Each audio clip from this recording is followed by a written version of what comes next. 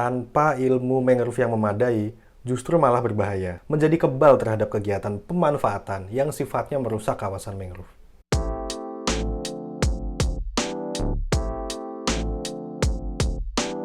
Salam mangrover, kali ini kita telah sampai di bagian ketiga dari video mengenai mangrove dengan konsep penanamannya. Pembahasan kali ini akan menjadi akhir dari 3 video yang telah dirilis. Sesuai yang tertulis di judul, Mangrove, Era Menanam Sudah Berakhir. Pandangan ini kami utarakan atas dasar berbagai macam pengalaman yang dahulu pernah kami alami hingga saat ini. Permasalahan rehabilitasi mangrove saat ini barangkali bukan lagi bagaimana cara kita menanam mangrove yang baik dan benar, bagaimana cara membibitkan mangrove yang baik dan benar, atau bagaimana cara menanam mangrove supaya kelulus hidupannya menjadi tinggi.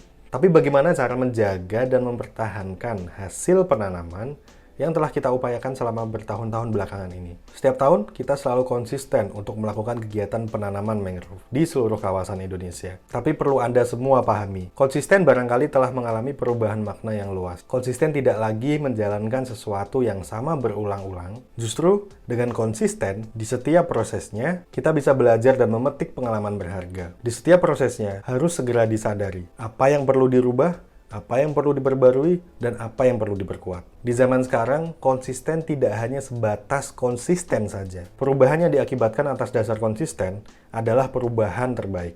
Hal ini juga harus kita sadari dalam banyak hal, termasuk kegiatan penanaman mangrove. Menanam mangrove apabila tidak dilakukan sebagaimana mestinya, justru malah akan membahayakan mangrove itu sendiri. Menanam dengan campur tangan manusia, tanpa ilmu mangrove yang memadai, justru malah berbahaya. Membuat mangrove ditanam di lokasi yang salah, di substrat yang berbeda, di salinitas yang tidak sesuai dengan kemauan mangrove. Akibatnya, mangrove gagal tumbuh. Mangrove mati, mangrove kering, akibat ulah manusia. Yang lebih penting, pemerintah sebagai penentu kebijakan harusnya punya keberanian untuk memberikan jaminan ruang pada kawasan mangrove. Bahkan untuk kawasan yang baru saja ditanam oleh mangrove. Di masa yang akan datang, jangan lagi ada kegiatan yang dilaksanakan hanya fokus pada kegiatan penanaman. Saatnya merubah arah program dengan berupaya memberikan kepastian hukum atas kawasan mangrove yang sudah ada, menjadi kebal terhadap kegiatan pemanfaatan yang sifatnya merusak kawasan mangrove.